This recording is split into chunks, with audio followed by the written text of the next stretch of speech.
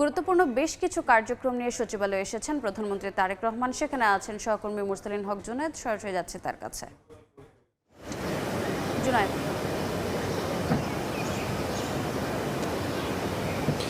অন্যান্য কর্মদিবসের মতোই আরও একটি কর্মব্যস্ত দিন আজ পার করবেন প্রধানমন্ত্রী তারেক রহমান। আজকের দিনের যে নির্ধারিত সময়সূচি রয়েছে সেখানে তার কার্যক্রম শুরু হবে সকাল 9:30 থেকে এবং চলবে সন্ধ্যা 6টা পর্যন্ত। নির্ধারিত যে সূচিগুলো রয়েছে সেই অনুযায়ী এবং প্রথম যে বৈঠকটি সেটি হবে টেলিনর গ্রুপের প্রেসিডেন্ট এবং সিইও বেনেডিক্ট শিলফ্রেড ফাসমার তার সঙ্গে, এবং ধারাবাহিকভাবে এরপরে এনজিও বিষয়ক ব্যুরোর যে কার্যক্রম সেগুলো উপস্থাপন করা হবে প্রধানমন্ত্রীর সামনে। আজকের দিনের সবচেয়ে লম্বা এবং দীর্ঘ সময়ের যে বৈঠকটি হবে সেটি হচ্ছে কৃষি এবং কৃষিজাত পণ্যের যে বিনিয়োগকারী যারা রয়েছেন তাদের সঙ্গে নির্ধারিত সূচি অনুযায়ী 3 ঘন্টারও বেশি সময় একটি বৈঠক রয়েছে। বা কৃষি প্রধান এই বাংলাদেশে এই যে বিনিয়োগের বিষয়টি রয়েছে, কৃষির দিকে একটি বিশেষ নজর রয়েছে।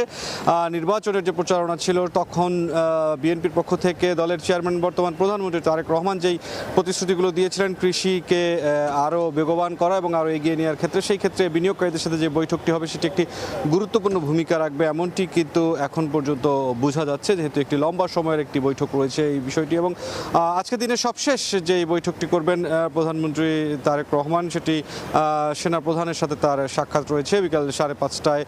সূচি অনুযায়ী এই বৈঠকটি অনুষ্ঠিত হবে। সার্বিকভাবে এখন পর্যন্ত যে বিষয়টি দেখা গেছে যে 9:30টায় যেই প্রথম বৈঠকটি সেটি কিন্তু 10টার মধ্যে শেষ হয়ে যাওয়ার কথা এবং ইতিমধ্যে সেটি শেষ হয়ে গেছে প্রধানমন্ত্রীর সূচি অনুযায়ী। এবং এর পরবর্তীতে যেই কার্যক্রমটি রয়েছে এনজিও বিষয়ক ব্যুরোর যে কার্যক্রম উপস্থাপন সেটিতে যোগ দিবেন প্রধানমন্ত্রী তারেক রহমান। সার্বিকভাবে আজকের যেই ব্যস্ততম কার্যক্রম সেগুলো সমাপ্তর পরেই আসলে একে একে ধারাবাহিকভাবে জানা যাবে যে প্রত্যেকটি কার্যক্রমে আসলে কি কি উঠে আসলো।